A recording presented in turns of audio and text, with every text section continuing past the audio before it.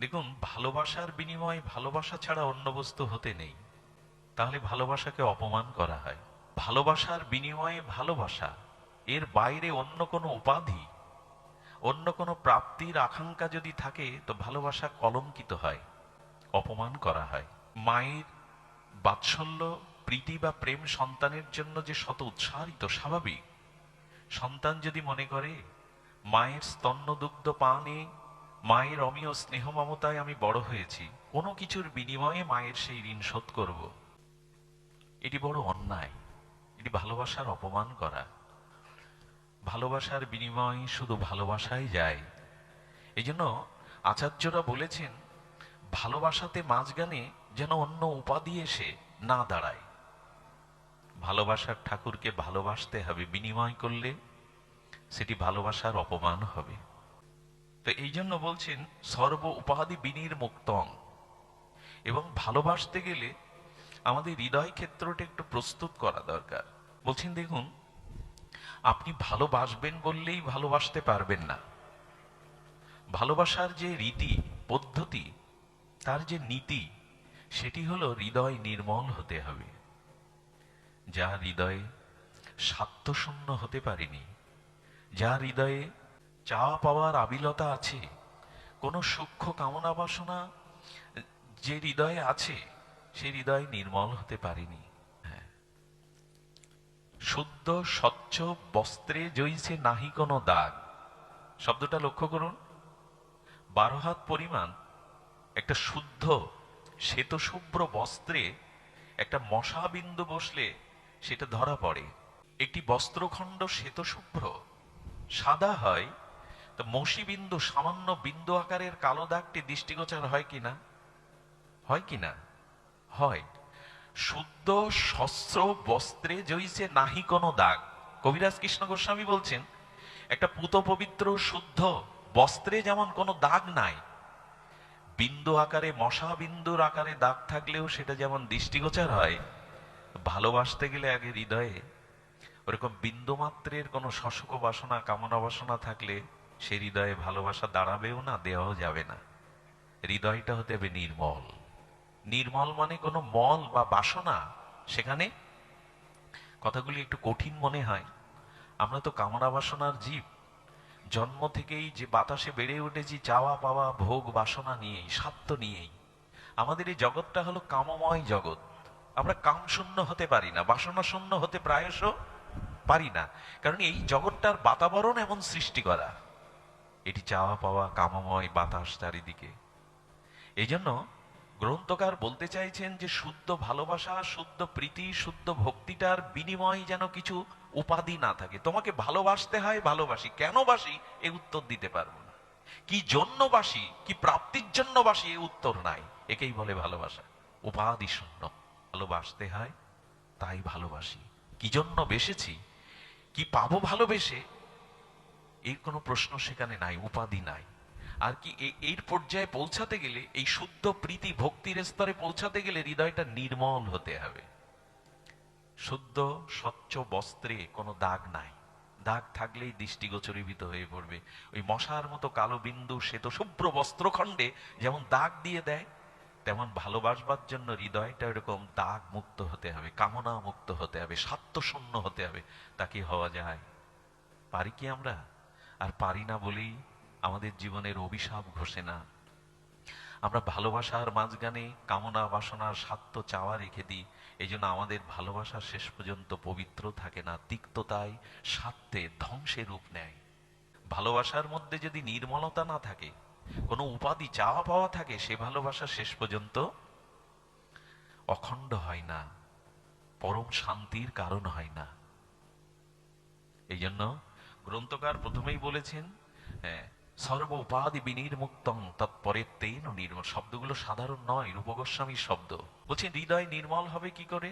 উপাধি শূন্য বুঝলাম, হৃদয় শুদ্ধ হবে কি করে? হলো হৃদয় স্বার্থ শূন্য হতে গেলে পরার্থ হতে হবে। পরার্থ শব্দের অর্থ হলো অপরের কল্যাণ, অপরের সুখবিধান, অপরের শান্তির জন্য সমস্ত চেষ্টা থাকতে হবে। কিন্তু তা তো হয় না। আমরা পরার্থ শব্দটা যত না বুঝি, স্বার্থ শব্দটা তার থেকে অধিক গুণ বেশি। কিছুর বিনিময়ে আমার স্বার্থটা কি সংরক্ষিত হলো, আমি এখান থেকে কি স্বার্থ আদায় করে নিতে পারবো, এই হিসাবটাই আমাদের বেশি। প্রায়শ পরার্থই আমাদের জীবন উৎসর্গ নয়। এই জন্য বর্তমান পৃথিবীর এই দুর্দশা হলো, আমরা স্বার্থ নিয়েই আমাদের প্রতিটি কর্ম, চিন্তা, চেতনা স্বার্থকেন্দ্রিক। পরার্থ আমরা হতে পারি না। পরার্থ মানে নিজের স্বার্থ জলাঞ্জলি দিয়ে অপরের সুখ বা শান্তির চেষ্টার নাম হলো পরার্থ। পরের জন্য এই চেষ্টাটা এখন আমাদের নাই বলেই এত মানুষের ভিড়েও এখন আমরা একা। দেখবেন এত মানুষ, আপনার পরিবারে পিতা মাতা স্ত্রী পুত্র সজ্জন কুটুম্ব আছে, কিন্তু কোথায় মনে হবে আপনার কেউ নয়, আপনি একা বড়। কেন জানেন? স্বার্থ আছে বিধায়। বোঝা যায় কথাটি? এতজন আছে কিন্তু মনে হবে আপনি বড় একা, আপনার বুঝি কেউ নাই। এই এই এই দুর্দশাগ্রস্ত এখন আমাদের। সবাই আছে কিন্তু কেউ নাই। দেখবেন এত মানুষ, চলতে চলতে মানুষের ঠেলাঠেলি লাগে, বা মানুষের পায়ে পিষ্ট হয়ে মানুষ তীর্থক্ষেত্রে গঙ্গা স্নানে অনেক সময় মারা যায়। মানুষের ঠেলাঠেলি আছে কিন্তু গলাগলিটা নাই। ও মানুষ আছে কিন্তু আমার মনকে বুঝবার মতো স্বার্থশূন্য কোনো মানুষ নাই। এটা হলো যুগ সমস্যা। এই সমস্যায় এখন আমরা পড়ে গেছি, কেউ নেই অথচ সবাই আছে। এত ভিড়, এত কোলাহল, এত ঠেলাঠেলি লোকের, কিন্তু গলাগলি করবার মতো, হৃদয়ে নেওয়ার মতো ব্যক্তি নাই। কত দূর থেকে আমরা এসেছি, কিন্তু সময় কম লেগেছে। আমাদের যোগাযোগ ব্যবস্থাটার অনেক উন্নতি হয়েছে সারা বিশ্বব্যাপী। আধা ঘন্টা যেতে, মানে যেখানে আপনার একটি মুখের বাণী 50 গজ 100 গজ দূরে দেওয়া যেত না এখান থেকে 100 বছর পূর্বে, এখন এটা পৃথিবীর এ প্রান্ত থেকে ও প্রান্ত পর্যন্ত এই শব্দটা এখনো পৌঁছানো যায়। প্রযুক্তির এত উন্নতি। এখানে আপনার আধা ঘন্টাতে আপনি 10 কিলোমিটার 15 কিলোমিটার যেতে পারতেন, এখন আধা ঘন্টায় রকেটে 700 কিলোমিটার যাওয়া যায়। ভারতবর্ষে একটা চিঠি পৌঁছাতে যেখানে 1 মাস সময় লাগতো, এখন তো সারা বিশ্বই আপনার হাতের মুঠোর মধ্যে। মুহূর্তেই নাম্বার টিপলে আপনি পৃথিবীর এ প্রান্ত থেকে ও প্রান্ত। তার মানে দূর নিকটে এসেছে। কিন্তু সমস্যা বাদিয়েছে, নিকট দূরে সরে গেছে। ঘরের বাবা মাকেও ছেলে মেয়ে চিনতে চায় না। এর প্রতিবেশীর খোঁজও সে, একই ফ্ল্যাটে বাস করলে পাশের ফ্ল্যাটের কি সমস্যা, কারা বাস করে এটাও সে জানে না। দূর নিকটে এসেছে কিন্তু নিকটটা দূরে সরে গেছে। এগুলো যুগ সমস্যা। আর একটাই কারণ, মানুষ এখন নিজেকে নিয়ে ব্যস্ত। না, আমাদের চিত্ত শুদ্ধ নয়, আমাদের মনটা নির্মল হয়নি। স্বার্থ যেখানে, কামনা যেখানে, এখানে নির্মল হতে শুদ্ধ স্বচ্ছ বস্ত্রে জইছে নাহি কোন। এক লাইনে কবিরাজ কৃষ্ণ গোস্বামী কি শব্দ যোজনা করেছেন, যেন শুদ্ধ বস্ত্রের মতো হতে হবে। তা না হলে কিন্তু আমরা নির্মলতা আনতে পারবো না, উপাধি শূন্য হতে পারবো না। আর যখনই আপনি উপাধি শূন্য হবেন আর চিত্ত নির্মল হবে, তখন আপনার জীবনে স্বার্থ শূন্যতা ঘুচে গিয়ে পরার্থের আপনার জীবন উৎসর্গীত হবে। এটাই আমাদের শুদ্ধ ভক্তির লক্ষণ বলা হয়েছে। আমাদের উপলব্ধি করতে হবে যে না, ভয়াং দ্বিতীয়া অভিনিবেশ দিশাত বেতস্য বিপর্যয় স্মৃতি। কথাটি একটু মন দিন, কিছু পেয়ে যেতে পারেন, জীবনের পথ চলার মসৃণ হতে পারে, এক পা এগিয়েও যেতে পারে। শব্দটি যদি শ্রদ্ধালু হয়ে নিন, ভয়াং দ্বিতীয়া অভিনিবেশ, অখণ্ড পরম ভগবানকে যখন আমরা সেই অনন্ত অসীম, সেই প্রিয় পরম আনন্দময় ভগবান থেকে যখন দ্বিতীয় বস্তুতে আমাদের মন চলে যাবে, দ্বিতীয় অভিনিবেশ আসবে, তখনই স্মৃতি বিপর্যয় ঘটবে। তখনই আপনার জীবনে দুঃখ দুর্দশা জরা মৃত্যু ব্যাধি আসবে। মানুষ এখন ভীত কেন জানেন? অদ্বৈত তত্ত্বে নাই, এক তত্ত্বে নাই মানুষ। অদ্বৈত তত্ত্বে যতদিন না পৌঁছাবেন ততদিন ভীতি মৃত্যু ভয় যন্ত্রণা যাবে না। যেখানে দ্বিতীয় তত্ত্ব, দ্বৈত তত্ত্ব, সেখানেই ঝঞ্ঝাট। কথাটির ব্যাখ্যার প্রয়োজন। আচ্ছা বাবা, উত্তাল তরঙ্গায়িত সমুদ্রের ঢেউ, তার সাদা ফেনা বা বুদবুদ, এগুলি যদি কেউ ভাবে সমুদ্র থেকে এটা আলাদা একটা বস্তু, সংকট বাড়াবে কিনা সে তত্ত্বে পৌঁছাতে পারলো কি? কারণ সমুদ্রের যে তরঙ্গটা, ঢেউটা, ওটা সমুদ্রের জল ছাড়া কি অন্য কিছু? কিন্তু আমি যদি ভাবি সমুদ্র এক জিনিস আর তরঙ্গ আর এক জিনিস, দ্বিতীয় তত্ত্ব এসে গেল না। সমুদ্রের যে ফেনা, এটা যদি মনে করি ফেনাটা আলাদা, সমুদ্রটা জলটা, সংঘাত বাঁধবে কিনা? দ্বিতীয় তত্ত্বে গেল কিনা? একই সমুদ্র তরঙ্গায়িত হয়, উর্মিমালা ঢেউ হয়, একই সমুদ্রে ফেনা হয়, আবার একই সমুদ্রের বুদবুদ তৈরি হয়। যিনি অদ্বৈতবাদী অর্থাৎ জানেন একই সমুদ্রের জল থেকে বিকারগ্রস্ত হয়ে এগুলি হয়েছে, এতে আলাদা কোনো তত্ত্ব সমস্যা থাকে কি তখন? কি কেউ যদি দাবি করে ঢেউটা আলাদা, যদি দাবি করে ফেনাটা আলাদা, তেমনি এক ঈশ্বর তত্ত্বের বাইরে দ্বিতীয় তত্ত্বে যখন আপনার মন যাবে, এই দুয়েই সমস্যা বাঁধাবে। ভয়াং দ্বিতীয় অভিনিবেশ দিশাদ পেতস্য বিপর্যয় স্মৃতি। আমাদের স্মৃতি বিপর্যয় ঘটে যখন অদ্বৈত তত্ত্ব থেকে আমরা দুই তত্ত্বে চলে যাই। দেখুন ভয়টা কখন আসে? আচ্ছা, আপনার হাত থেকে আপনার ভয় আসে? আপনার চরণ পা থেকে আপনার ভয় আসে? ভয় আসে তো দ্বিতীয় হাত যখন আমার মাথায় পড়ে। বোঝা গেল কথাটি? যখন দ্বিতীয় তত্ত্বে চলে যাবেন, দ্বিতত্ত্বে, দ্বৈত তত্ত্বে, তখনই ভয়, তখনই ভীতি। আমার হাত আমার মাথার উপরে আসবে, এতে ভয়ের কিছু আছে গো মা? কিন্তু অন্যের হাত যদি মাথায় পড়ে, এক অদ্বৈত ঈশ্বর তত্ত্ব থেকে যখন দ্বিতীয় তত্ত্বে আপনার মন চলে যাবে, তখনই ভয় আসবে।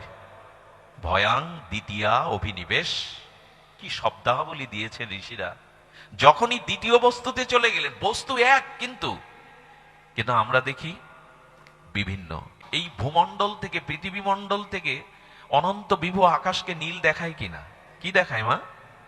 নীল দেখায়, আকাশকে নীল।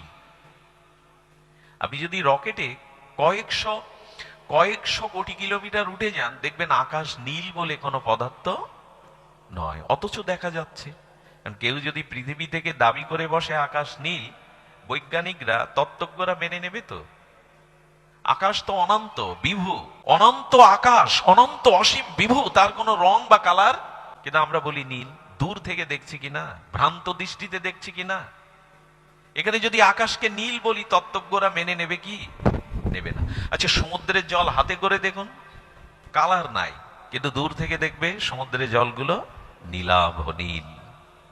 যদি দাবি করে বসি সমুদ্রের জল নীল, দ্বন্দ্ব বাঁধবে কিনা? আসলে মূলত তত্ত্ব এক। আমাদের দেখবার, আমাদের মানসিক স্তরের, ভাবনার স্তরের কারণে এই দ্বন্দ্বটা। আচ্ছা, এইখানে দেখবেন ভাগবত আসরে হাটে মাঠে ঘাটে লোকের গায়ে গা লেগে গেলে, পা লেগে গেলে ঝগড়াও তৈরি হয় কি না? পৃথিবীতে এখন 800 কোটি মানুষের সংখ্যা। বাসস্থানের জন্য দ্বন্দ্ব সংঘাত এমনি শুরু হয়ে গেছে। মঙ্গল গ্রহ খুঁজতে শুরু করেছে, পৃথিবীতে আর বাস করার, বসবাসযোগ্যের মতো থাকছে না। আচ্ছা, এই 800 কোটি মানুষ এই পৃথিবী জুড়ে থাকতে বাসস্থান সংকটে পড়েছে। 800 কোটি আত্মাকে একটা মেজের খলপার মধ্যে রাখলেও দ্বন্দ্ব হবে না। এই 800 কোটির ব্যক্তির যে আত্মা, এটা যদি এক মেজের খলপার মধ্যেও রাখেন, দ্বন্দ্ব। উঁচু নিচু, ছোট বড় ভেদ আছে দেহে, আত্মাতে কোনো ভেদ আছে কি? কেউ বলতে পারবে ওর আত্মা আমার আত্মা ভিন্ন? তার মানে কি? তার মানে এটা বোঝাই গেল, এক তত্ত্বে, অদ্বৈত তত্ত্বে না যাওয়া পর্যন্ত আমাদের স্মৃতি বিপর্যয়ও ঘটবে না, দৈন্য দুর্দশাও। আমরা তো এক তত্ত্বে যেতে পারি না। মুখে খুব বলিয়া ওরা একমেব অদ্বিতীয়, ঈশ্বর এক ছাড়া বহু। কেটা সনাতন ধর্মের দিকে তাকিয়ে দেখুন, শৈব, শাক্ত, গানপত্য, সৌরীয়, বৈষ্ণব, এক একজন দা কুড়োল নিয়ে বসে আছে, এক এক সম্প্রদায়। তার মানে সমস্যা কি জানেন? যখন আঙুল দেখবেন তখন সমস্যা। আঙুল কয়টা? একটু কথা বললে ভালো হয়। 5টা। হাত কয়টা? হাতের দিকে তাকালে সমস্যা আছে? একই তো। আঙুলের দিকে তাকালে, হাত দেখুন, ঈশ্বর এক ছাড়া বহু। হ্যাঁ, হাতটা এক দেখা যাচ্ছে, কিন্তু উপরে আঙুলটা, আমরা আঙুল দেখতে অভ্যস্ত। এক হাত দেখলে সমস্যা থাকে না। এই অদ্বৈত তত্ত্বে পৌঁছানোর জ্ঞানের এখন খুব অভাব। আমরা এক একজন এক এক রকম আমাদের ক্ষুদ্র জ্ঞানের দ্বারা একই তত্ত্বকে, ওই যে আকাশকে নীল বানালাম। আচ্ছা, আপনি পথে যেতে যেতে দেখছেন একটা সাপ, অন্ধকারে যাচ্ছেন তো, আলো হাতে নাই, সাপটা দেখে চিৎকার করে ভীত সন্ত্রস্ত হলেন। পার্শ্ববর্তী কেউ ওটা আলো জেলে বলল, বাবা এটা সাপ নয় তো, দড়ি পড়ে আছে। অন্ধকারে তুমি সর্প ভেবে ভীত হয়েছে। আচ্ছা, কালকে আপনি, আগামীকালও এইখান থেকে পাঠ শুনে আবার ওই রাস্তা দিয়ে একই জায়গা দিয়ে যাচ্ছেন, দড়িটাকেও সরায়নি, আজ কি সাপ ভেবে ভয় পাবেন? পাবেন কি? কারণ তত্ত্বটা আপনি জেনে গেছেন যে কালকে ভয় পেয়েছিলাম সাপ ভেবে, আলো ছিল, কালকে তো জেনে গেছি আলোতে যে এটা সাপ না। ভয় কি আর হবে মা? হবে মা? যিনি তত্ত্ব জেনেছেন তার আর ভয় ভীতি সংঘাত আসার কথা? তত্ত্ব না জানলেই সমস্যা। এই জন্য গীতাতে ভগবান একটা অপূর্ব সংযোজন করেছেন। জন্ম কর্ম চমে দিব্যং যো ব্যক্তি তত্ত্বত ত্যক্তাং দেহ পুনর্জন্ম নইতে মামিতি স অর্জুন। তুমি আমার জন্মকর্ম সম্পর্কে তত্ত্ব তো জানো, আমরা তত্ত্বের দিকে দড়িটা কালকে জানার পরে আজ ওই একই জায়গায় পড়ে থাকলে যেতে গিয়ে ভয় আর। আমি গতকাল জেনে গেছি এটা সাপ না দড়ি। ঠিক তেমনি আমাদের যদি অদ্বৈত তত্ত্বকে বুঝতে পারি, অদ্বৈত তত্ত্ব বুঝতে পারি মানে কেন, দ্বিতীয় কোনো বস্তু এর মধ্যে আমাদের আত্মাগুলো কি ভাগ করা যাবে? নারী পুরুষ যুবক সুন্দর অসুন্দর ভাগ করা যাবে? দেহেতে ভাগ আছে না এখানে বাবা, জাতির ভেদ, আমি দেবনাথ আপনি ব্রাহ্মণ আপনি দাস অমুক তমুক ভেদ, কিন্তু আত্মাতে ভেদ, আত্মাতে ভেদ নাই। তার মানে দই হয়েছে বলে কি দুধ তত্ত্বটা বাদ দিতে পারবেন? দুধ বিকারগ্রস্ত হয়ে দধি হয়েছে, এই তো শ্যামলদা আছে এখানে, উনি দই বানান, ভালো মিষ্টি বানান, তো ওনাকে যদি বলি যে দাদা দই দেখে যদি দুধ তত্ত্ব বাদ দিয়ে দিই, খাটবে মা? দুধ বিকারগ্রস্ত হয়েই তো দধি হয়েছে। যদি বলি দুধ নাই এটা দই, দ্বন্দ্বটা তো ওইখানেই, তত্ত্ব না জানলেই দ্বন্দ্ব। মাখনকে ঘিকে যদি বলি দুধ না, তেমনি একই ঈশ্বর একমেব বহু শ্যাম, এক হয়ে বহু হয়েছেন কিন্তু তত্ত্বেতে ভেদ, একই দুগ্ধ। আচ্ছা, হাতে কারো সুবর্ণ অঙ্গুরি আছে, আংটি থাকতেই পারে, নেকলেস আছে, তো ওইগুলো কি নেকলেস বলবেন? ওইগুলো কি বলবেন আংটি? ও কি বলবেন না সোনার আংটি? সোনাটাই তো বিকারগ্রস্ত ওই স্বর্ণকারের শিল্পে দিয়ে, কার্তিক দা জানে, সোনা দিয়ে নেকলেস তৈরি করলো। আচ্ছা, কোন স্ত্রীকে বিবাহ বার্ষিকী এক ভরি সোনা দিল, স্বামী বললো চোখ বুঝো, এরকম বলে আজকাল নাটক সিনেমায়, তুমি চোখ বুঝো, তোমাদের বিবাহ বার্ষিকীতে একটা উপহার এনেছি, বেশ বোঝালো চোখ, হাতে চোখ বন্ধ করে এক ভরি সোনার দোলা দিয়ে দিল, 24 ক্যারেটের দিয়ে দিলে স্ত্রী বলছে এত ভালোবাসো, এত মূল্যবান জিনিস এই দুর্মূল্যের বাজারে সোনা এনেছো এক ভরি? খবরদার, ওটা সাবধানে রেখো, আলমারিতে রেখো। আলমারিতে রাখতে গিয়ে প্রেয়সী সুন্দরী স্ত্রী বলছে এনেছো বটে, খুশি হয়েছি বটে, কিন্তু স্বর্ণকারের কাছ থেকে যদি একটা হার করে আনতে, সোনা তো একই, এক ভরি ওজনের হাত তো আর অন্য কিছু না, সোনাটা বিকার হয়ে হারই হয়, আংটিটা হয়, সোনা তত্ত্ব কি চলে গেল? হার হলেও নাম বদলালো, রূপ বদলালো, তত্ত্ব বদলালো কি? এইসব কথাই আমাদের অনুধাবন দরকার। যত দ্বন্দ্ব সংঘাত এই দুই তত্ত্বে, অদ্বৈত তত্ত্বে না গিয়ে দ্বৈত তত্ত্বে, সোনাটাই যদি মেনে নিই তাহলে সমস্যা আসা না, এটা সোনা না এটা হার, এটা সোনা না এটা আংটি। এই তো আমি আপনাদের বোঝাতে চেয়েছি, ঈশ্বর ছাড়া দ্বিতীয় কোনো বস্তুতে মন চলে গেলেই সর্বনাশ। তত্ত্ব হলো যাহা যাহা নেত্র পড়ে তাহা তাহা। রাধারানী কি বলছেন? আমি আমার এই দুই চোখে মাধবকে ছাড়া জগতে কোনো দ্বিতীয় বস্তু। আচ্ছা, আমরা কি করে দেখবো সব এক? বলে লাল চশমা খাটান, এখন লাল রঙের চশমাটা খাটিয়ে তাকান, কি দেখবেন চারিদিকে মা? কেন দেখবেন? সবই তো কালো আছে, হলুদ আছে, সব লাল দেখবেন কেন? লাল চোখে চশমা দিলে যদি জগৎ লাল হয়, যিনি ভগবানের তত্ত্ব জেনেছেন তিনি দ্বিতীয় বস্তু দেখবেন কি করে? কি করে দেখবেন তিনি? এই জন্য রাধারানী বলছেন যাহা যাহা নেত্র পড়ে তাহা তাহা কৃষ্ণ। আরে বাবা, এ কথা দার্শনিকদের চরমের কথা। রাধা ঠাকুরানী বললেন আমি জগতে যা দেখেছি তার মধ্যেই আমার প্রাণ বধূকে মাধবকে দেখেছি। কি অদ্ভুত কথা দেখুন। সমস্যাটা কি জানেন? এই চোখের এখানে আপনি একটা আঙুল দিয়ে দিন, চাপ দিয়ে দিন, দিয়ে আকাশের দিকে চাঁদের দিকে তাকান, বোঝা যায় মা? ছোটবেলায় আমরা এরকম করতাম, এই চোখের এখানে আঙুল দিয়ে চোখটাকে একটু ডিপ করে চাঁদ কটা দেখা যাবে, চোখটা এরকম করে দেখালে চোখে একটু আঙুল দিয়ে না একটু ভেতরে যদি একটু চাপ দেন, মণিটা নড়ে গিয়ে চাঁদটা দেখা যাবে। দুটি ছেড়ে দিলেই দেখবেন একটা। বিভ্রান্তি তো ওই জায়গায়, চাঁদ আসলে দুটো নয়। আচ্ছা লক্ষ্য করুন তো, 1000টা স্বচ্ছ জলের পাত্রে আপনি 1000টা চাঁদ দেখতে পাবেন কিনা আলাদা আলাদা করে? এক একটা জলের পাত্রে রেখেছেন, পূর্ণিমার চাঁদকে দেখছেন, যারা যারা দেখছেন 1000 পাত্রে দেখছেন কিনা 1000 চাঁদ? আচ্ছা মূল আকাশের চাঁদটা সরিয়ে দেন, চাঁদ দেখা যাবে মা? আকাশ থাকতেও জল থাকতেও। এক ঈশ্বর তত্ত্ব ছাড়া দ্বিতীয় কোনো তত্ত্বে মন গেলেই জন্ম মৃত্যু জরা ব্যাধির অভিশাপ। তত্ত্বটা এইখানে, ভয়াং দ্বিতীয়া অভিনিবেশ দিশাদ বেতস্য বিপর্যয় স্মৃতি। এটা রূপ গোস্বামীর কলম। পৃথিবীতে এরকম দার্শনিক আচার্য কম এসেছে রূপ সনাতনের মতো।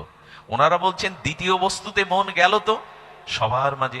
কবি বলে দিয়েছেন, বাংলায় আমাদের যে কবিগুলো পঞ্চকবি এসেছিলেন, দ্বিজেন্দ্রলাল, হ্যাঁ, রজনীকান্ত সেন, কবিগুরু রবীন্দ্রনাথ, এরা এইসব তত্ত্বগুলো সঙ্গীতেও মাঝে মাঝে বলে গেছে। আছো অনল অনিলে চিরনভ নীলে ভূধর সলিলে গহনে, আছো বিটপি লতায় জলদেরও গায় শশী তারকায় তপনে। আমি নয়নে বসন বাদিয়া আধারে মরিগো। অদ্ভুত কবির এই বর্ণনা। তুমি তো সবখানেই আছো, আছো অনল অনিলে চিরনভ নীলে ভূধর সলিলে গহনে, আছো বিটবি লতায় জলদেরও গায় শশী তারকায় তপনে। আমি নয়ন বসন বাঁধিয়া আধারে মরিগো কাঁদিয়া। আমি দেখি নাই, কিছু বুঝি নাই, কিছু দাও হে দেখায়। কবি শেষে বলছেন, আমি কিছু দেখি না, কিছু বুঝি নাই, তুমি আমাকে শেখায় আর দেখায় দাও। সবার ভিতরে একই আত্মা থাকে, তাহলে আপনি কাউকে কাঁদাতে পারবেন না, কাউকে ব্যথা দিতে পারবেন না। কারণ জেনে গেছেন একই যদি আত্মা হয় তবে কাউকে কাঁদালে আমারে কাঁদতে হবে, কাউকে ব্যথা দিলে আমারই ব্যথা, আমাকেও ব্যথা পেতে হবে। যখন এই এক তত্ত্বে, অদ্বৈত তত্ত্বে চলে গেলেন, তখন তখন আমি তো আমাকেই ব্যথা দিলাম। কাউকে ব্যথা দেওয়া মানে, এগুলি হলো আমাদের দার্শনিকদের সূত্র। অন্যকে কাঁদিও না, তাহলে তোমাকে তার দ্বিগুণ কাঁদতে হবে। তুমি তোমাকে কাঁদাচ্ছ, অন্যকে কাঁদানো মানে। আমরা এই সব থেকে অনেক দূরে সরে গেছি। যাত্রা পালা, গান, অমুক তমুক করে একরকম হই হুল্লোড় করে বাজিয়ে একটা অনুষ্ঠান করে খিচুড়ি খেয়ে চলে যাও। তত্ত্বের অনুসন্ধান না আসা পর্যন্ত মীমাংসা হবে না, কোনোদিনই হবে না। এই জন্য আকাশের চাঁদটাকে সরিয়ে দিলে হাজার জলের পাত্র থাকলেও আর চাঁদ দেখা, কিন্তু উনি থাকলে 1000 পাত্রে 1000 কেন কোটি পাত্রে থাকলেও কোটিটা দেখা। মূল অস্তিত্বটার সন্ধান আমরা করি না, শুধু বাইরে দেখা যাচ্ছে না কেন চাঁদের, এই মূল চাঁদটাকেই তো অপসারিত করা হয়েছে। এই জন্য অন্যকে আপনি ব্যথা দিতে পারবেন। এই দেখুন, আপনাদের যে শ্রী গুরুদেব, মানে আপনি যে গুরুদেব, কি বলেছেন গুরু প্রণাম মন্ত্রে? মন্নাথ শ্রী জগন্নাথ মদ গুরু শ্রী জগত, আমার গুরুই জগৎ গুরু। তাই যদি হয়, আচ্ছা আপনি যে গুরুর চরণাশ্রিত হলেন, দীক্ষা নিলেন, ওই গুরুদেবের কোনো দোষ, ওই গুরুদেবের নিন্দা আপনার সামনে আপনি করতে দেবেন কাউকে? সেটা শুনবেন? আস্বাদ্য হবে কি আপনার? হবে না। কারণ কি বলুন তো? কিন্তু অন্য গুরুদেবের নিন্দা আপনিও করে বসেন, বা আলোচনা হলে সেটাও একটু বাড়িয়ে দেন। হ্যাঁ, ওনার এই অভ্যাসটা আমার ঠিক ভালো লাগে না, বলি কি না। কিন্তু আমার গুরুদেবের দোষ আমি শুনতেও পারি না, যন্ত্রণা হয় শুনলে। কেন? কারণ কি জানেন? সারবাত্মা, ওই গুরুকে আমার গুরু, এই যে আমার গুরু মনে করেছেন, আমার গুরু, এই যে আমার করে নিয়েছেন, এই জন্য তার কোনো দোষ বা তার কোনো স্খলিত কথা আপনার ভালো লাগবে না। তা আপনি যদি সর্বাত্মা হতে পারেন, সবাইকে আমি ভাবতে পারেন, কারো দোষ বলা যাবে? দোষ ভালো লাগবে? ভালো লাগবে কি মা? আচ্ছা, আমার ছেলেটার যদি কেউ প্রশংসা করে, আরে বিল্লমঙ্গলের ছেলে কি শান্ত, কি সমাহিত, লেখাপড়ায় কত ভালো, ভদ্র সভ্য, আমার ভালো লাগবে কিনা?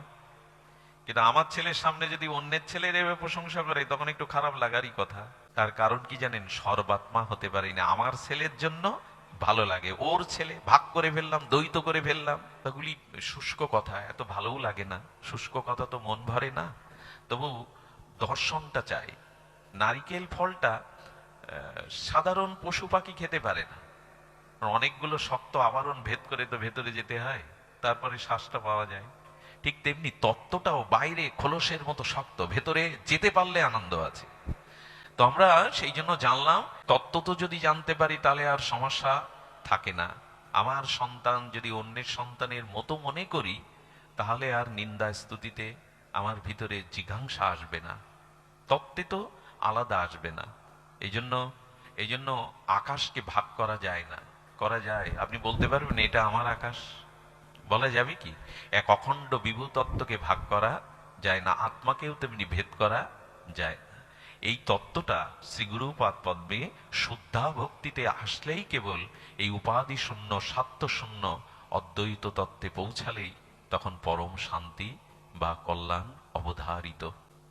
এই জন্য শাস্ত্র বলেছেন, অন্য বাঞ্ছা অন্য আনুকূল্যে সর্বেন্দ্রিয় কৃষ্ণ অনুশীলন। শব্দটার দিকে ধ্যান দিন। আনুকূল্যে সর্বেন্দ্রিয় কৃষ্ণ অনুশীলন, তার মানে আমি সেবা করছি, আমি কারো সেবা, সেবা শব্দের অর্থ হলো সুখবিধান, সেবা শব্দের অর্থ হলো, আর ভক্তি মানে সেবা। ভক্তিটা পাহাড় পরিমাণ কোনো কঠিন কিছু না। ভক্তি কথার অর্থ হলো সেবা, সেবা কথার অর্থ হলো কাউকে সুখ দেওয়া, সুখবিধান করার নাম হলো সেবা। বোঝা গেল?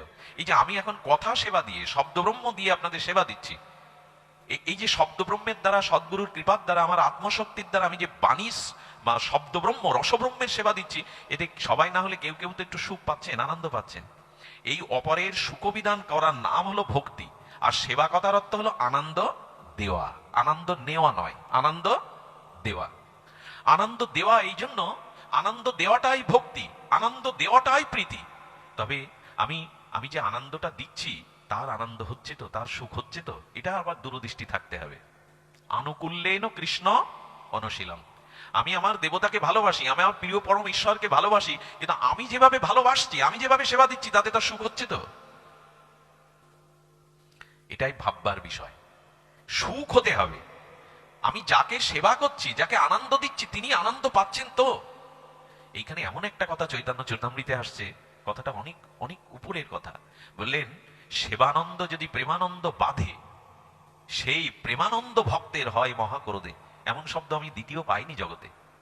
এটা কোন অলৌকিক স্তরের একটা উপরের শব্দ। বলছেন, প্রেমানন্দ যদি সেবানন্দে বাঁধে, সেই প্রেমানন্দে ভক্তের হয় মহা। আচ্ছা, প্রেম মানেই তো আনন্দ বাবা, প্রেম মানেই আনন্দ। তা আনন্দিতে কারো কষ্ট হওয়ার কথা, আনন্দে কারো দুঃখ পাওয়ার কথা। কিন্তু এখানে কি বলছেন, একটি দৃষ্টান্ত দিয়ে বুঝলে ভালো হয়। আমি যার সেবা করছি, সেই সেবাটা তার আনন্দ বা সুখবিধান করছে কিনা এই ভেবে সেবা করতে হবে। সেবা করলেই যে সুখ হবে এমন নয়। সেবা করলেই সুখ হবে কি? এক বড় লোকের বাড়ি চৈত্র মাসে গুরুদেব এসে উপস্থিত। বিখ্যাত ধনী, তিনি গুরুদেবের জন্য এসি কিনেছেন। গরমকাল তো, গুরুদেব আসলে ঠান্ডা জল দিয়ে পদস্খলন করেছেন, পা ধুয়ে দিয়েছেন, ঠান্ডা বাতাস দিচ্ছেন, এসি ছেড়ে দিয়েছেন। এখন ওনার যিনি কর্মচারী, তিনি এই দৃশ্য দেখেছেন। সে খুব সরল, গায়ে খেটে কিছু খায়। গুরুদেবের চরণে বললেন, প্রভু, গুরুদেব গৃহে আসলে নাকি প্রভুর কৃপা হয়, ভগবানের কৃপা। আপনি যদি আমার গৃহের পরের বার এসে একবার যেতেন। কিন্তু গুরুদেব চৈত্র মাসে না এসে মাঘ মাসে এসে উপস্থিত। ও বুঝেছে গুরুদেব আসলে এসি চালাতে হয়, ঠান্ডা জলে পা ধুয়ে দিতে হয়, বাতাস করতে হয়। আচ্ছা বলুন তো, মাঘ মাসের কঠিন শীতে যদি কেউ বাতাস দেয়, ঠান্ডা মেশিন চালিয়ে দেয়, গুরুদেবের সুখ হবে তো? ও শিখেছে গুরুদেব আসলে উনি তো এইগুলো করেছিলেন। আমাদের দুর্দশাটা হলো এই, গুরুদেব আসলে পাকার পাতার বই ভাবলেই আপনি সেবা করতে পারবেন না। এখানে যোগ্যতার প্রয়োজন। এই যোগ্যতাটা আসে ভজনের দ্বারা, সাধু সঙ্গের দ্বারা, গুরু কৃপার দ্বারা। সঙ্গ না করলে, গুরুদেবের কৃপা না হলে এই যোগ্যতাটা জন্মায় না। জানেন, প্রেমানন্দ বাধে। প্রেমানন্দের মতো আনন্দ তো জগতে না। এই প্রেমেই তো ঈশ্বর বশীভূত। সেই প্রেমানন্দ বাধে ভক্তের, যদি সেবানন্দে কোনো বাধা আসে। কেমন জানেন, রাধারানীর চোখের পলক পড়ছে, শ্যাম সুন্দর মুরলী মোহনকে, প্রিয় পরমকে দেখছে। কাকে দেখছে মা? মুরলীধারী শ্যাম সুন্দর প্রিয় পরমকে রাধারানী দেখছে। এখন চোখ কি স্থির থাকে মাছের চোখের মতো? চোখে কি পড়ে মা? পলক পড়ে। রাধারানীর পলক পড়ার সাথে সাথে উনি বিধাতাকে গালি দিতে শুরু করেছেন। এই দেখুন আনুকূল্য সেবা কাকে বলে। বিধাতাকে কেউ গালি দেয় এ পর্যন্ত? বিধাতাকে গালি দিয়ে বলছেন, তুমি বেরসিক, বিধাতা তুমি অরসজ্ঞ, তোমার কোনো রসের বোধ নাই। এমন রূপ দেখতে কি দুটো চোখ দেয়? শুনেছেন এই কথা? কি অদ্ভুত দেখুন, সেবার যোগ্যতাটা কি। এমন ভুবন বলার অরন্দম সুন্দর মুরলী মোহনকে দেখতে দুটো চোখ কেন দিলে? তোমার রসবোধ নাই সৃষ্টিকর্তা। দুটি আঁখি দিল না বিধি, দিল মাত্র দুই, তার মাঝে নিমেষ দিল কি দেখিব মুই। আচ্ছা, দুটো যদিও দিলে, তোমার রসবোধ নেই, কোটি আঁখি দিলে না। গায়ে জ্বর, গলাও আটকে যাচ্ছে। যদি দুটো আঁখি দিলে, পলক দিলে কেন? আহারে, বলে চোখের পলক পড়লেই মনে হয় যেন এক যুগ যুগান্তর তোমায় হারিয়ে ফেললাম। এই পলকটাকেও সহ্য করতে পারছে না, বিধাতাকে গালি দিচ্ছে। চোখ যদি দিলে দুটো ঠিক আছে, পলকটা কেন দিলে? এক পলকেই তো মনে হয় যুগান্তর হারিয়ে ফেললাম। কি অনুভূতির স্তরে গেলে কথা বলা যায় বাবা? রাধারানী গোপীগণ বলেছিলেন, কোটি আঁখি দিল না বিধি, দিল মাত্র দুই, তার মাঝে নিমেষ দিল কি দেখিব মুই। আমি কি দেখবো? দুটো আঁখি যদি দিলে তো আমি কি দেখবো? আচ্ছা, দ্বারকায় দ্বারকাধীশ ভগবানের সেবক দারুক, কি নাম বললাম? দারুক। উনি ভগবানের অঙ্গ সেবক।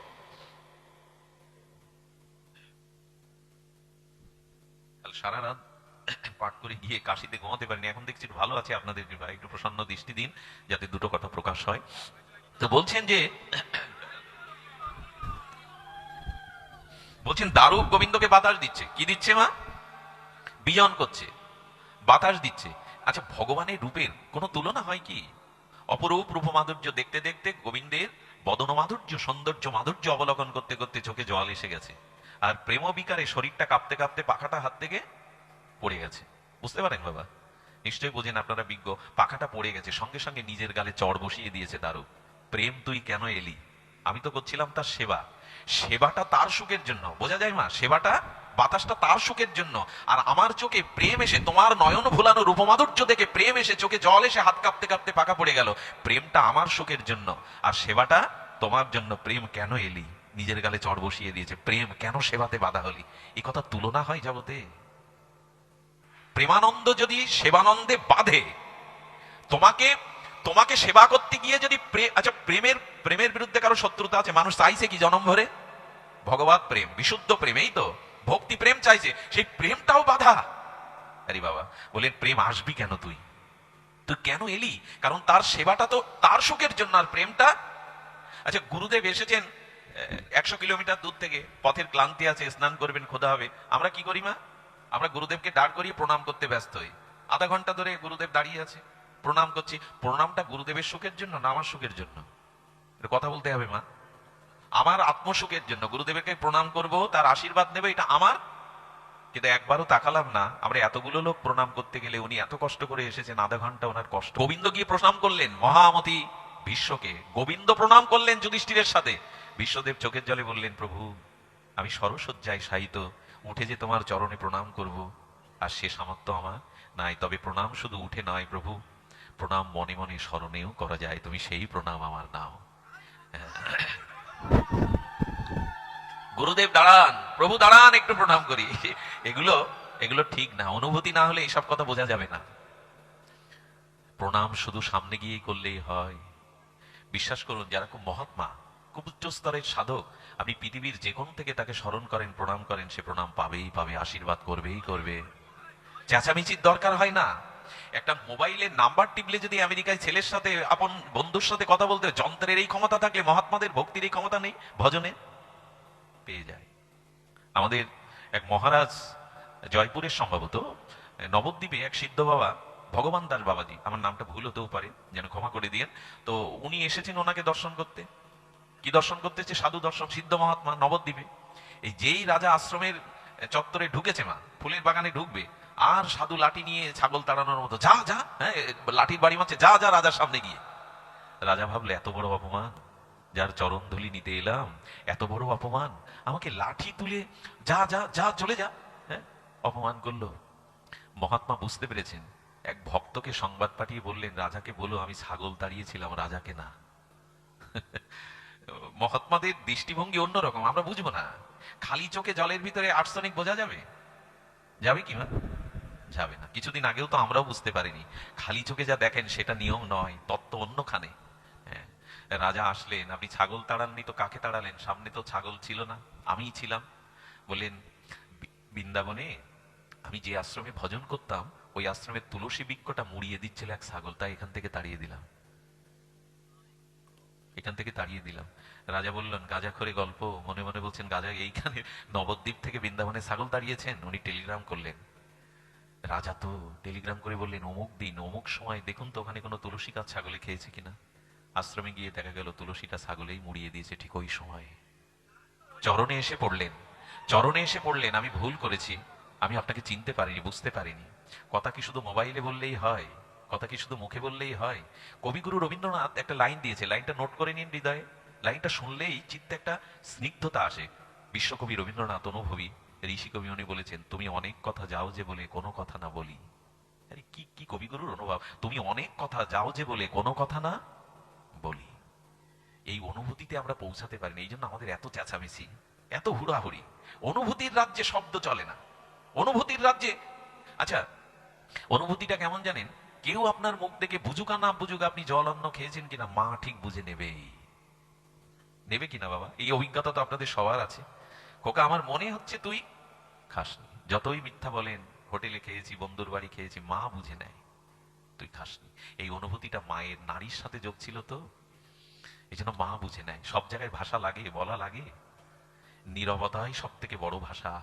নীরব হয়ে যান, মনের ভিতরে তাকে পুরে রাখুন। আর এই জন্য তার প্রীতির জন্য যে বাঞ্ছা, এটাকেই বলে প্রেম। নিজের প্রীতির জন্য, নিজের সুখের জন্য চেষ্টাকে বলে কাম। আমরা তো এখন, আমরা বললে ভুল হবে, আমার মতো মাদিস্য যারা তো এই দলে, কি করে নিজের সুখ আদায় করে নেওয়া যায়। পৃথিবীর সমস্ত দ্বন্দ্বের কারণ হলো এই অদ্বৈত ভাবনা ছেড়ে আমরা দ্বৈত ভাবনায় চলে গেছি। বিয়ের বেলায় তো খুব মন্ত্র বললাম, যদি দং হৃদয়ং তব তদিদং হৃদয়ং মম, অগ্নি ব্রাহ্মণ সাক্ষী করে পরের মেয়ে সম্প্রদান করে দিল আমার হাতে। আমি বললাম তোমার হৃদয় আমার হোক, আমার হৃদয় খুব হয়েছে হৃদয়। উঠতে বসতে চোখের জল ফেলা, তাকে যন্ত্রণা দেওয়া, তাকে ভোগের বস্তু মনে করা, তাকে, হ্যাঁ এই তো তোমার হৃদয়। মন্ত্রের বেলায় বললাম, আচরণে করি কি? আচরণে সব ঘোলাটে। এই জন্য তত্ত্বের অনুসন্ধান না করলে মীমাংসা কখনো আসবে না। এই জন্য তার সুখ হচ্ছে কিনা দেখতে হবে। আর এই যত অপরের সুখের চিন্তা করবেন, ততই করতে যাবেন রাধা মাধবের নিতাই গৌরের, তত তত দেখবেন আপনার অনুভূতি বেড়ে যাচ্ছে। অপরের সুখবিধান যারা করে তাদের অনুভূতির দরজা খুলে যায়। ভালোবাসতে যে জানে সে ভালোবাসার অনুভবগুলো পেয়ে যায়। আমি আগেও বলেছি, মহাপ্রভু সেবা করার পরে, চৈতন্য মহাপ্রভু, শ্রীকৃষ্ণ চৈতন্য মহাপ্রভু, উনি সেবা করার পরে একটু বিশ্রাম নিতেন। 2-4 দণ্ড, 2 দণ্ড, এক এক দণ্ড মানে 24 মিনিট, 1-2 দণ্ড বিশ্রাম নিতেন, তার বেশি না। আর সেই প্রভুর সেবার পরে সেবক, অঙ্গসেবক গোবিন্দ দাস প্রভুর চরণটা সম্বাহন করতেন। প্রভু যাতে একটু ঘুমায়, রাত দিন জেগে কৃষ্ণ কৃষ্ণ বিরহে সাগরে ভাসে, বিনিদ্র রজনী জেগে প্রভু যাতে একটু ঘুমায়। এখন প্রভু সেবার পরে গোবিন্দ দাস ঘরে ঢুকতে গিয়ে দেখে পুরো ঘরটার, ছোট ঘরটার একটাই দরজা, সেই দরজার সামনে 4 হাত পরিমাণে দীর্ঘ প্রভুর দেহ পড়ে আছে। আচ্ছা, দরজার সামনে যদি প্রভু শুয়ে থাকে 4 হাত পরিমাণ, ভেতরে যাওয়া যাবে? চরণ সেবা আজকে সুযোগ আছে করবার? কারণ ভেতরে যেতে গেলে তো প্রভুকে লঙ্ঘন করে ডিঙিয়ে যেতে হবে। তো ভগবানকে লঙ্ঘন করে লাভ দিয়ে পাশে যাওয়া যায়? উনি তখন চিন্তা করলেন, সর্বনাশ। প্রভুকে একটু ডেকে বলছেন মৃদু ভাবে, ঘুমন্ত মানুষকে খুব জোরে ডাকতে নেই, একটু মৃদু করে বলছেন, প্রভু একটু সরে যান, চরণ সেবা থেকে আজ বঞ্চিত করবেন। প্রভু বললেন, ভোজনটা বেশি হয়ে গেছে, আজ আর নড়তে পারছি না। উনি একটু তন্দ্রার মতো গেলেন। তখন হঠাৎ চিন্তা করলেন, আচ্ছা ভেতরে গিয়ে প্রভুর চরণ সেবা করতে গেলে তো লঙ্ঘন করে যেতে হবে, তাতে তো অনন্ত নরকবাস হবে। প্রভুকে যদি ডিঙিয়ে যায়, লঙ্ঘন করি মহাত্মাকে। একটা জিনিস একটু আজ আপনাদের বলি, মহৎকে কখনো অবজ্ঞা করবেন না। আয়ু শ্রিয়াং যশা ধর্মাং লোকানো আশিস এবচ হন্তি শ্রেয়াংশী সর্বাণী পুংস মহতিক্রম, ভাগবতের একটি বিখ্যাত শ্লোক। আপনি যখনই গুরুবর্গকে, পিতামাতাকে, গুরুজনকে অবজ্ঞা করবেন, অতিক্রম করবেন, তখন আপনার 5টা জিনিস নষ্ট হবে: আয়ু, শ্রী, যশ, ইহকাল পরকালের সর্ববিধ মঙ্গল আর ধর্ম। কি কি বললাম? মহৎকে যারা অবজ্ঞা করে, পিতা মাতা গুরুবর্গ শ্রেষ্ঠ জনকে যারা অতিক্রম করে, অবজ্ঞা করে, তাদের 5টি জিনিস নষ্ট হবে। ভাগবত বলেছেন আয়ু, শ্রী, যশ, ইহকাল পরকালের সমস্ত মঙ্গল আর ধর্ম পর্যন্ত নষ্ট হবে মহৎকে যারা অবজ্ঞা করে। মহৎকে যারা অবজ্ঞা করে। কিন্তু আজকাল তো এইটা হয়েছে, গরু সাইড দেয়, রাস্তা দিয়ে গাড়ি যেতে গেলে গরুরে হর্ন বাজালে সাইড দেয়। হ্যাঁ, যুবক যুবতীরা হাসতে খেলতে এমন আর কি আড্ডা করতে করতে যায়, ওদের রিং দিলেও, সাইড দিতে বললেও কে কারে মানে। আমরা এখন আমাদের ভাষাকে, জানেন জন্মদিন পালন হয় বাচ্চাদের আপনাদের দিকে, হয়তো সব জায়গায়, সব দেশেই। আমরা কত বিকৃত করে ফেলেছি আমাদের সনাতন ধর্মকে। আজকে কি করা হয়? কেক আনা হয় বাজার থেকে, কেক এনে বাতি জ্বালানোর পরে ফু দিয়ে নিবানো হয়, হাততালি দিয়ে গাওয়া হয় হ্যাপি বার্থডে টু ইউ। এটা আমাদের সনাতন ধর্মের জন্মদিন পালন। এটা টিভিতে দেখেছেন, নাটক নভেলে পড়েছেন, এটা আমেরিকানদের, পাশ্চাত্য দেশের সনাতন ধর্মের জন্মদিন পালন। দেখুন, সামনে আসন থাকবে, যার জন্মদিন তার সামনে প্রদীপ নিভানো না। হিন্দু ধর্মের, সনাতন ধর্মের যে কোনো মাঙ্গলিক কর্মে প্রদীপ জ্বালাতে হবে। আগুন, আগুন দিয়ে উপাসনা হিন্দুদের ছাড়া অন্য কোনো ধর্মে অগ্নি উপাসনা নাই। এর কারণও আমার কাছে অনেকেই জিজ্ঞাসা করেছেন, মুসলিম বা অন্যরা, বাবা আপনাদের এই প্রত্যেক কাজে, হোম করতে গিয়ে আগুন, পূজা করতে গিয়ে প্রদীপ, প্রত্যেক কাজে আগুন জ্বালেন কেন? আগুন কি হয়? আমি বললাম, পৃথিবীতে এখন সব দূষণ হয়ে গেছে, বায়ু দূষণ, শব্দ দূষণ, মানব দূষণ, মন দূষণ, সমাজ দূষণ, বিশ্ব দূষণ। পৃথিবীতে একটা জিনিস মাত্র দূষিত হয়নি, হবেও না, সেটা হলো আগুন। বরঞ্চ অন্য দূষিত বস্তু আগুনে দিলে, সোনার মতো এত উন্নত ধাতুকেও আগুনে দিয়ে খাঁটি করতে হয়। বলুন তো আগুনের কি মর্ম? আর আগুনটা কেন দেয়া হয়? আগুনটা এই জন্য দেয়া হয়, অনেকেই পিতামাতার মুখ অগ্নিতে প্রশ্ন তোলে, আপনারা হিন্দুরা এই বাবা মার মুখে এভাবে আগুন দিলেন কেন? এটা মুখে আগুন না, মুখাগ্নি বলা হয়েছে, মুখ্য অগ্নি। মূর্খ আর মুখ্য শব্দটা একই রকম শোনালে প্রতিশব্দ এক কি? মূর্খ আর মুখ্য, মুখ্যমন্ত্রী আর মূর্খমন্ত্রী বললে কি হবে? ব্রহ্মা আর ব্রহ্ম এক কি? ব্রহ্মা আর, শুনতে প্রতিশব্দ একই মনে হয়, কিন্তু আকাশ পাতাল। ব্রহ্ম হলেন অনাদিরাদি সচ্চিদানন্দ, সর্বকারণেরও কারণ, পরম ব্রহ্ম। আর উনার শক্তি প্রেরণা দিয়ে যিনি জগৎটা সৃষ্টি করেছেন, সেই প্রজাপতি হলো ব্রহ্মা। এই তো। তেমনি আমাদের আলোচনা নয়, আলোচনা করছিলাম কোথায়? যে এই এই যে জন্মদিন পালন, এটি কি সনাতন রীতি? এই দেখুন, সামনে আসনে বসাতে প্রদীপ জ্বালতে হবে, আর ওখানে কি দিতে হবে? ওই কেক তৈরি করা নয়, ওই ডিম দেওয়া কেকটা ভগবানে নিবেদন করা হয় না। আর একটি নবজাতকের মুখে আজ শুভ জন্মদিনে যেটা তুলে দেবো, এটা অপ্রসাদী হলে ঠিক হবে না। ওটা ভগবানে নিবেদন করে ওই একটু পরমান্ন রাধতে হয়। সে কেক আপনি বাচ্চাদের করুন, কেকও আজকাল নিরামিষ ভাবে ওটা ভগবানকেও নিবেদন করা যায়, ইসকনেও অনেক কেক পাওয়া যায়। তো কাটুন, ওটা ভগবানকে নিবেদন করে, জগন্নাথকে নিবেদন করে মুখে দিন। আর কি দিতে হয় ওখানে? পরমান্নটা দিবেন। আর কি করবেন? ওখানে কি হাততালি দিতে হয়? উলোধ্বনি আর শঙ্করধ্বনি। কোথায় উলোধ্বনি আর শঙ্করধ্বনি, আর কোথায় হাততালি? এক হয় গো। রাজনৈতিক সভাতে আমরা হাততালি দেই, বড় নেতার বড় ভাষণ শুনে। ভালো গান গাইলে অনমর অনমর আবার বলে হাততালি দেই। এখানে কেউ হাততালি দিচ্ছেন নাকি? এখানে উলোধ্বনি, জয়ধ্বনি, এটাই হলো মঙ্গল ধ্বনি। ওখানে কি দেওয়া হয়? চন্দনের ফোঁটা দেওয়া হয়। চন্দন মানে কি? তুমি শুদ্ধ হও, পবিত্র হও। আগুনের প্রদীপের তাপটা গুরুজনেরা বুকে দেয়, মাথা দেয়, কেন? তোমার ভিতরে জ্ঞানের আলো জ্বেলে উঠুক, অন্ধকার যেন না থাকে। আচ্ছা, ধান দুর্বা দেওয়া হয় কেন? দুর্বাকে ইট দিয়ে চাপা দিয়ে দিন, 1 মাস পরে দেখুন ইটের পার্শ্বদেশ দিয়ে হলুদ হয়ে গেছে, তবু মরেনি, আকাশের দিকে চেয়ে আছে। দুর্বা হলো অমরত্বের প্রতীক, সহজে মরে। ধানটা গুরুজন মাথায় দিয়ে বললেন, তোমার আয়ু বৃদ্ধি হোক। ধানটা দেয় কেন? তোমার জন্য কখনো দুর্ভিক্ষে অন্ন কষ্টে না ভুগতে হয়।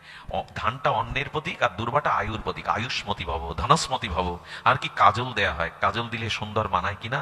তুমি সুন্দর হও। ফুলের মালা দেওয়া হয়। ঈশ্বরের কাছে প্রদীপ জেলে এই জন্মদিন আর কেক কেটে হ্যাপি বার্থডে গাওয়া জন্মদিন এক হতে পারে?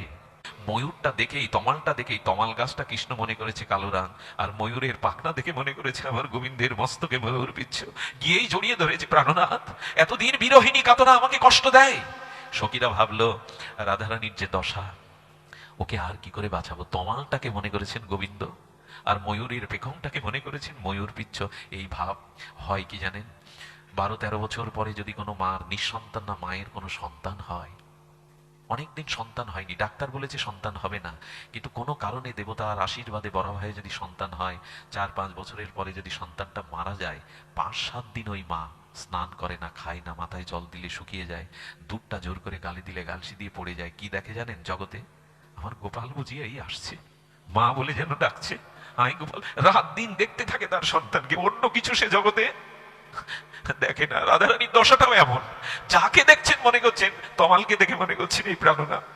তমালের বুকে ময়ূর পিচ্ছ দেখে, এটা কোনো আবেগের কথা নয়। এই প্রেমের অবস্থা হলো এই। প্রেম যদি আসে, ভগবানকে পাওয়ার জন্য এই ব্যাকুলতা সৃষ্টি হয়। কোথা তিনি, কি করে তাকে পাবো? রাধারানী হঠাৎ করে ওইটা দিকে জড়িয়ে ধরে কাঁদছেন। ললিতা বিশাখা ছাড়িয়ে নিলেন। হঠাৎ গাছের উপরে দেখে একটা বায়স কাক। কাকটা দেখে মথুরার দিকে কাকটা ফিরে আছে। রাধারানী হাত জোর করে বলছেন, ওগো ওগো, তুমি তো লোকের দুঃসংবাদ সংবাদগুলো পৌঁছে দাও কাকা করে, তুমি একটু উড়ে যাও না, মথুরার দিকে চেয়ে আছো, যাও না, গিয়ে প্রাণনাথকে বলো, প্রাণনাথকে কাকা করে এই সংবাদটা দাও, রাধারানীর দেহ ঘরে আগুন লেগে গেছে, আগুন লেগে গেছে। আর রাধারানীর এই শুষ্ক বিরহ। আচ্ছা, যদি বলি রাধারানী তোমায় শুষ্ক কাঠের ঘরে আগুন লেগেছে বলছে কেন? বললো গোবিন্দ বিরহে আমার দেহে শুষ্ক হয়ে গেছে কাঠের মতো, আর বিরহের আগুনে আমার দেহটা জ্বলছে। তাকে গিয়ে বলো, গোয়ালে যদি আগুন লাগে আর গোয়ালে যদি গরু বাঁধা থাকে, প্রথমে তার দড়িটা কেটে দিতে হয়, কিন্তু দড়ি কেটে দিলেও তো বাইরে যেতে পারে না যদি বাইরে দিয়ে শিকল দেওয়া থাকে।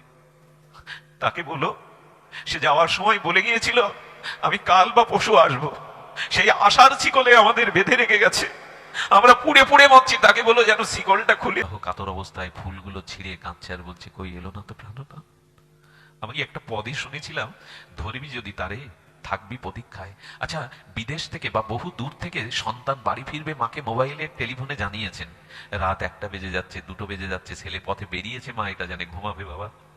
মার ঘুম হয়, মা কিছু নড়ে উঠলেই মনে করে ওই বুঝি খোকা এলো, ওই বুঝি মা বলে ডাকলো। তেমনি প্রকৃত ভক্ত এরকম কোটি গুণ মায়ের তৃষ্ণা নিয়ে অপেক্ষা করে, ওই বুঝি প্রভু এলো, ওই বুঝি তার নূপুর ধ্বনি বংশীর ধ্বনি শুনতে পেলাম। ব্যাকুলতা চায়, বিরহ চায়। বিরহ না হলে তাকে আস্বাদন করা যায় না। চোখের জলের মূল্য দিয়ে যাকে পাওয়া যায়, সে পাওয়াটা অনেক বড় পাওয়া গো। আমাদের বিরহ নেই, আমাদের চোখে কৃষ্ণ ভগবানের জন্য জল নেই, আছে বিপদ আবার টাকা পয়সার জন্য। এই জন্য ঠাকুর বলেছিলেন, সংসারের জন্য ঘটি ঘটি করে কাঁদো, কৃষ্ণের জন্য তো একটু কাঁদতে পারো না, দুফোঁটা চোখের জল ফেলতে পারো না।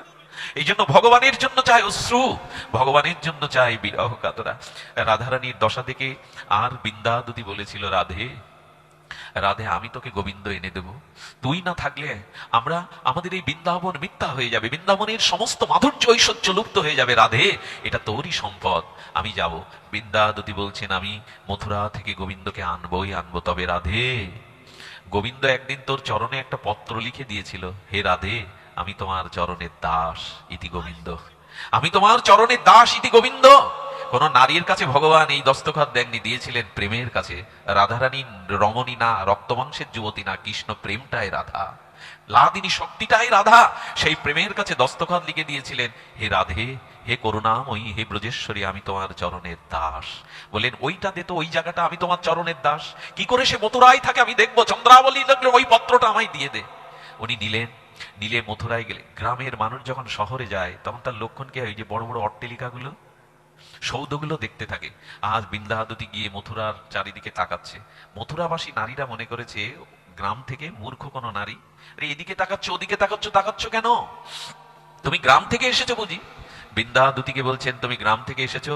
বলে হ্যাঁ গ্রাম থেকে এসেছি। তবে এসেছো কেন? বলে তোমাদের মহারাজকে নিয়ে যেতে। হাসি ঠাট্টা তো করবেই তারা, আরে মহারাজকে নিয়ে যেতে এসেছো, তুমি কোন গ্রাম থেকে আর এখানে এসেছো? তুমি মহারাজের দর্শনও আমরা এখনো পাইনি, মথুরায় বাস করেও তার দেখা পাইনি, তুমি কি করে যাবে?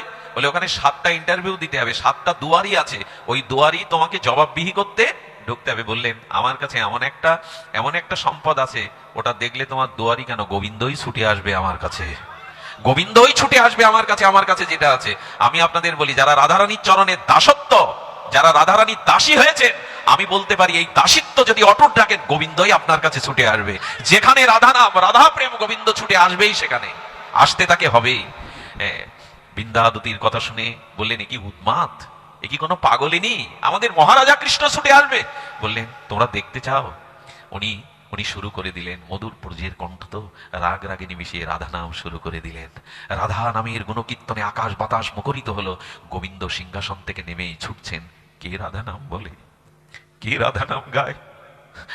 আমি আমি মথুরাতে যতদিন এসেছি এই নাম আমার উপাস্যের নাম, এই নাম আমার হৃদয়ের নাম। কে এই নাম গায়? গোবিন্দ ছুটে এসেছেন, রত্নাবলীর দিকে ছুটছেন। মথুরাবাসী তাকিয়ে দেখছেন, কৃষ্ণ এত উতলা হয়ে কোনোদিন ছুটে যায়নি। উনি গম্ভীর, উনি উনি মথুরার রাজা, উনি এভাবে কেন ছুটে যাবেন? কে তুমি? বৃন্দাবতীকে জিজ্ঞাসা করছেন কে তুমি? গোবিন্দকে দেখে বলছেন আমাকে চিনতে পারছো না শ্যাম? আমি রাধারানীর দাসী গো, আমি রাধারানীর কিঙ্করি গো, দাসী গো। বললেন এ নাম তুমি কোথায় পেয়েছো, এই নাম কেন কীর্তন করছো? এ নাম আমার হৃদয়ের নাম, আমার হৃদয়ের গুপ্ত ভাবে এই নাম। গোবিন্দ বিহ্বল হয়ে গেলেন। তুমি এসো, তুমি এসো, যার সংবাদ নিয়ে এসেছো আমি বড় ব্যাকুল। গোবিন্দ স্বয়ং ভগবান, কিন্তু বিছানায় বালিশ ভিজিয়ে দিতেন রাত্রে। রুক্মিণী সত্যভামা উঠে বলতো আমরা বুঝি আপনার প্রিয়তম নয়, আমরা বুঝি আপনাকে আনন্দ সুখ সেবা দিতে পারি না, আপনি কার কথা ভেবে কাঁদেন, বালিশ ভিজিয়ে দেন। মাঝে মাঝে স্বপ্নেতে আপনি রাধা রাধা গোপী গোপী বলে কেঁদে ওঠেন স্বপ্নে। মানুষ না, এই নিঃস্বার্থ প্রীতি গোপীরা ছাড়া, রাধারানী ছাড়া গোবিন্দকে কেউ দিতে দেখবেন যেখানে কোনো কামনা নেই, বাসনা নেই, চাওয়া পাওয়া নেই, শুধু দেওয়া আছে, সেখানের কথা কেউ ভুলতে কোনোদিন মন বারবার তার কাছে ফিরে যাবেই, তার কাছে ফিরে যাবেই। এই জন্য গোপীদের কাছে গোবিন্দ ঋণী, স্বয়ং ভগবান ঋণ হয়ে গেলেন রাধারানী এবং গোপীদের কাছে। তোমরা ভালোবাসার জন্য হলে এই দুর্দশা হয়, রাধারানী তোমার জন্য পরম ব্যাকুলা। গোবিন্দ রাধার কথা শুনেই চোখের জল আড়ালে মুছতে লাগলেন। উনি তো রাজা, সব জায়গায় কান্নাটা আবার মানায় না। অন্তরালে কেঁদে জিজ্ঞাসা করলেন বৃন্দা ফিরে যাও, তাকে বলো তার বিরহে আমিও ভালো নাই, আমিও ভালো নাই, আমি ব্রজে আসবো। আমি বলতে চেয়েছি এই ব্যাকুলতা যদি আপনার হৃদয়ে জাগে, তবে যার জন্য ব্যাকুলতা তিনিও ব্যাকুল হবেন আপনার কাছে আসবার জন্য। এই হলো ভক্ত ভগবানের মিলন। ভক্ত বিরহের দ্বারা, বেদনার দ্বারা ভগবানের দিকে এগোবে, আর ভগবান করুণার দ্বারা, কৃপার দ্বারা আপনার দিকে এগোবে। এই দুজনের খেয়াঘাটে মিলন হবে। এই মিলনটাই আমরা আশা করি। একটা প্রশ্ন রেখেছেন, যদি উত্তর না দিই কষ্ট পাবেন। আমি আজ মনে করেছিলাম আলোচনাটা 1 ঘন্টার উপরে যাব না, কিন্তু আপনাদের বঞ্চিত করবার ইচ্ছা বিরয়ে, সেটা হেলা দিনই না, এটা লাদিনী হবে। লাদিনী মানে আনন্দদায়িনী স্বরূপ বৃত্তি, স্বরূপ শক্তির নাম লাদিনী। আর মানুষ প্রেম করলে তা পরকীয়া হয় কেন? এর উত্তর হলো প্রেমটা ভগবানের সাথে ছাড়া এ জগতের কোনো ব্যক্তি বা কোনো বস্তুর সাথে প্রেম হয় না। কথা বোঝা যায়? রবীন্দ্রনাথ ভালোবাসাটাও স্বীকার করেনি, বলেন এই জগতে প্রকৃত ভালোবাসা নাই। নাম দিয়েছেন কি ভাঙা বাসা। কারণ ভালোবাসা তাকেই বলে বহু ধ্বংসের কারণ হলেও যা ধ্বংস হয় না তাকে বলে ভালোবাসা। তো যাদের সাথে আমাদের ভালোবাসা, তারা 100 বছর পর থাকবে তো আমার জীবনে? আমি থাকবো তো তাদের জীবনে, এই মুহূর্তে মারা গেলেই তো 13 দিনে শ্রাদ্ধ শান্তি করে সব মুছে দিল। জগতে ভালোবাসাটাও নাই, আছে ভাঙা বাসা। কথাটা একটু কষ্ট হয় না শুনতে? রামপ্রসাদের কাছে শুনুন, পৃথিবীর কেউ ভালো তো বাসে না, এই পৃথিবী ভালোবাসিতে। এ কথা কেটে দিতে পারবেন?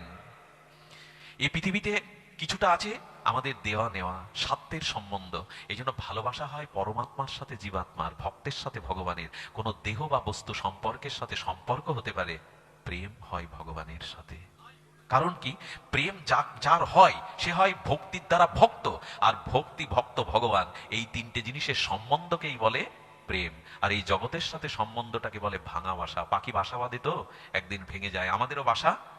যে এত প্রেম এত ভালোবাসা, আজ জন্মের যে বউ ছেলে মেয়ে ছিল এখন তার আমার সামনে আসলে চিনতে পারবো তো? পুত্রকন্যা বলে ভালোবাসবো তো? এরকম কত শত জন্ম হয়েছে, কত কত স্ত্রী পুত্র কন্যা আমরা ফেলে এসেছি, তারা কোথায় আজ? এই জন্য প্রেম হয় ভগবানের সাথে, অন্যের সাথে হয় না। এই জন্য ভগবানের সাথে ভক্তের প্রেম হয়, আমাদের হয় না। এই জন্য আমাদের ওটা হয় পাপ বা পরকিয়া, অন্য স্ত্রীর প্রতি। এই যে সম্পর্ক, ভগবান শ্রীকৃষ্ণ অন্য স্বকিয়া ছাড়া পরকিয়া করেননি।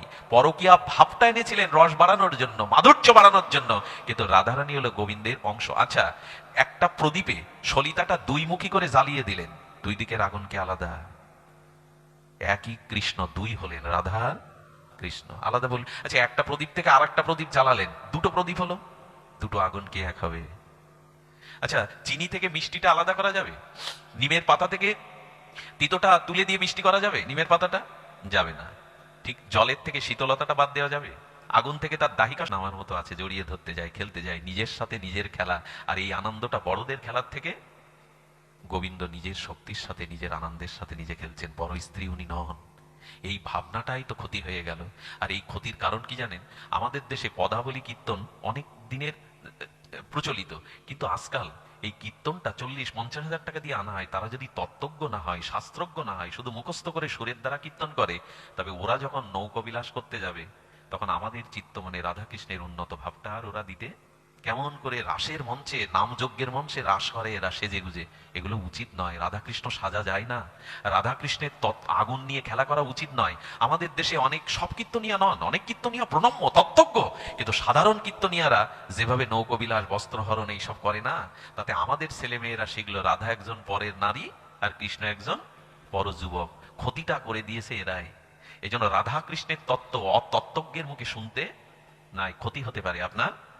ক্ষতি তো হয়ে গেছে, কৃষ্ণ করলে দোষ নেই, আমরা করলে এই ক্ষতি পূরণ করবেন কি করে? হযরত মুহাম্মদের নামে একটা কলঙ্ক দিক, দেশ জ্বালিয়ে দেবে, বিশ্ব পুড়িয়ে দেবে। অপদার্থ হিন্দুরা তারা কৃষ্ণের নামে গালি দেয়, রাধাকে পরকীয়া সাজায় এরাই। কারণ অতত্ত্বজ্ঞের দ্বারা শুনতে শুনতে, এই শিশু যখন আয়নার মধ্যে নিজের সাথে নিজে খেলা করে, ওটা অপবিত্রতা।